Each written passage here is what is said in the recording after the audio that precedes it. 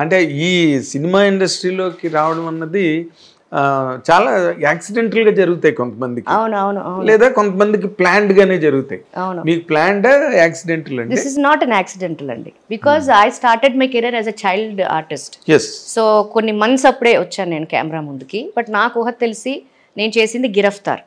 పాత Giraftaar, Amitabh Bachchan sir, Kamal Haasan sir, Rajinikanth sir, వీళ్ళందరూ నలుగురు హీరోస్లో ఒక సినిమా చేస్తే అందులో కమల్ హాసన్ చిన్నప్పుడు ఒక అబ్బాయి కావాలి అని అంటే మా తాతయ్య యాజ్ అన్ ఏజెంట్ అనమాట. కొన్ని పెద్ద పెద్ద సినిమాలకి హీజ్ అ ఏజెంట్. మనకి ఇప్పుడు స్టార్ కాస్టింగ్ అవి అట్లాగా అప్పుడు ఈ పదాలన్నీ ఇప్పుడు అని కొత్తగా వచ్చినాయి, ఈ బ్రో లాగా అలాగా.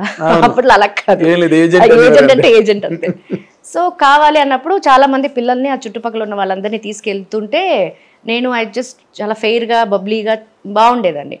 అంటే కాకపోతే అమ్మాయి అయిపోయాను ఇక్కడ, కావాల్సింది అబ్బాయి క్యారెక్టర్ కదా అనుకోకుండా నాకు కటింగ్ బాయ్ కట్ ఉంది అప్పుడు. ఇక్కడ నుంచి ఇలా అబ్బాయి కటింగ్ లాగా ఉండే నాకు.